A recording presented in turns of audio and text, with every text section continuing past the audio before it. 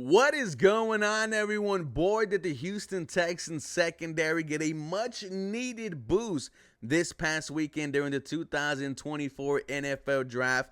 They are the group that benefited the most. Look, heading into the draft, we talked how the Houston Texans want list, get list, should have a box for cornerback and a box for safety. And I'm happy to say that the Houston Texans checked off both those boxes. In the second round, pick 42, it was Kamari Lassiter, cornerback from Georgia. In the third round, pick 78, you traded up to get to pick 78. You drafted safety Kalen Bullock from USC. Now, with the addition of these two young men, I am more excited for the secondary because I think both Lassiter and Bullock can play significant time for you in year one. And knowing that these two young gentlemen will be starting for you next year, I'm just excited to see what these young guys can do in year one. But we knew bodies were needed in the secondary. Now, before we get to that, guys, my name is Ruben Calavillo, and I want to thank you all to the 713 Houston Sportcast, where I drop daily Houston Texans content. So make sure you guys are following me on Twitter, Instagram, and TikTok. This episode was brought to you by my friends at Underdog Fantasy. Download the app, use my promo code 713HOU for a welcome on your first deposit up to $100. And ladies and gentlemen, thank you all so much for watching today's episode. Now, like I was saying, there needed to be some bodies added to this secondary because there was some concern heading into this draft. At the cornerback spot, look, number one, it's locked down. It's Derek Stingley. However, you still have the concern. Can he give you a full 17 games? We have yet to see that from Derek Stingley. It has never been a matter of talent. It has been a matter of availability. And if Derek Stingley gives you 17 games, we're talking about a Pro Bowl All-Pro cornerback. You can argue he was that last season with the amount of games he played.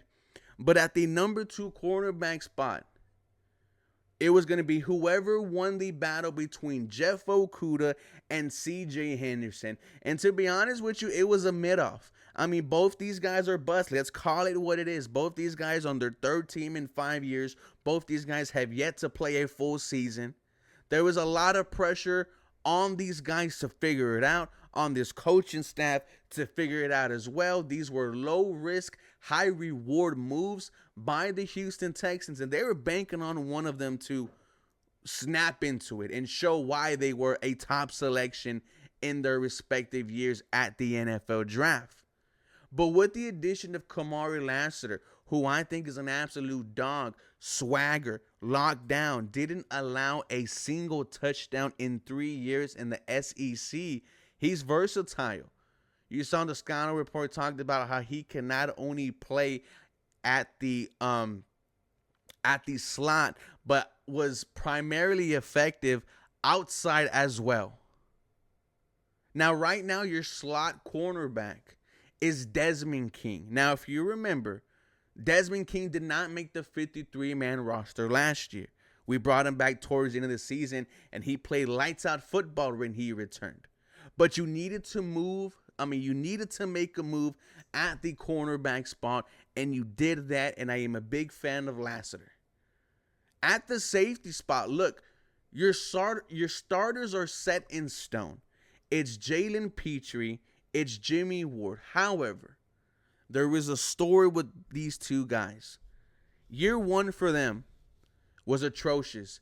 Jalen Petrie, a sophomore slump worse than Dameon Pierce. We were expecting a Pro Bowl year from him.